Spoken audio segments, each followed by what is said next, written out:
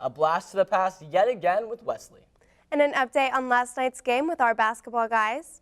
And something big is coming up. I'm Zach Finley. And I'm Kaylee Quinn. Stay tuned because you're watching NHSTV Live.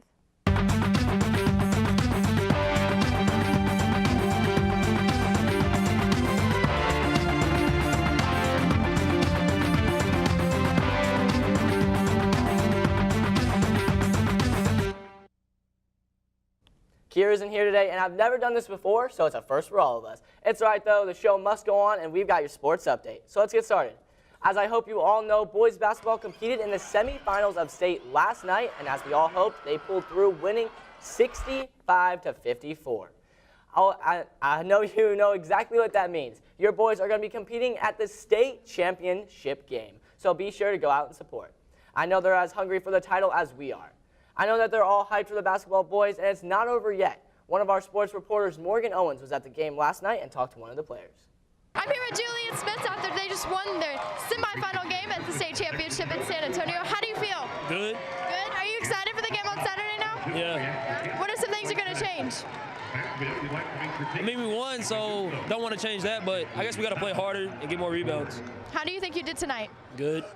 Good. I'm very excited for you guys. Thank you. Okay, good job. Good luck on Saturday. Our next championship game is going to be against Port Arthur tomorrow at 3 p.m. at the same place, the Aladome. I know that we're all going to be cheering them on in person or at home, so be sure to support. Shifting over to soccer, this past Tuesday, your guys and girls soccer teams competed against Boswell. The guys came with the win of the score of 4-1. Congratulations to you guys. The ladies also had a game on Tuesday against the Pioneers. Unfortunately, they would lose that game 2-0, but I'm sure they'll bounce back as they have their senior night game tonight as they play Chisholm at 7:30 at home. The guys will also be playing Chisholm Trail tonight at their own field, so make sure to go out and support your seniors. I wish I could make it out to the big game, but I definitely will be supporting from home. Your big event leaders have got a little information on the upcoming community-wide event. Hi, I'm Abby. I'm Michaela, and we're some of your Big Event student leaders. The Big Event is our school's way to give back. It's April 14th, and we like to invite you to help our community in a big way. You can sign up with any teacher of your choice that has chosen to sponsor a group, and once you do, don't forget to turn in your permission slip to them. This day is a very special day, and we hope to see you all there. Students, sign-ups will begin March 19th and continue through March 23rd. Be sure to sign up so you can give back to your community. The big event is happening now, but Wesley is taking us back to a controversial case of a short-term presidency and this week's Yesterday's News.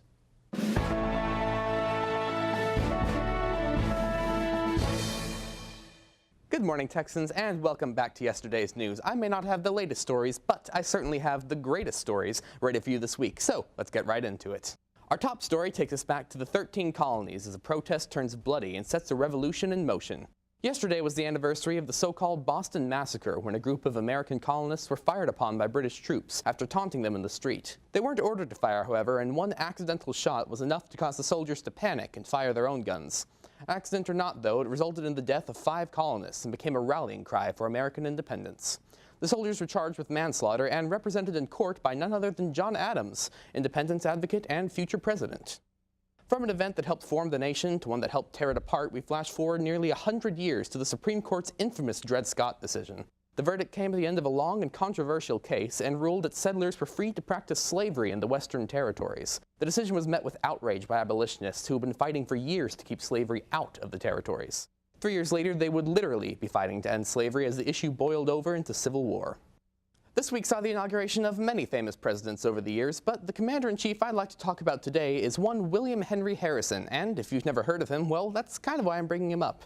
You see, Harrison was the oldest president ever elected at the time, so to prove his good health, he gave a 2-hour-long speech and attended 3 different parties all on his first day in office. It was unfortunately all for nothing, though, because Harrison promptly came down with pneumonia 3 weeks later and died after only 31 days as president. And that's the way it was. Be sure to tune in again next week when a tyrant will be betrayed by those he trusted most. But until then, Texans, thank you for watching this week's edition of Yesterday's News.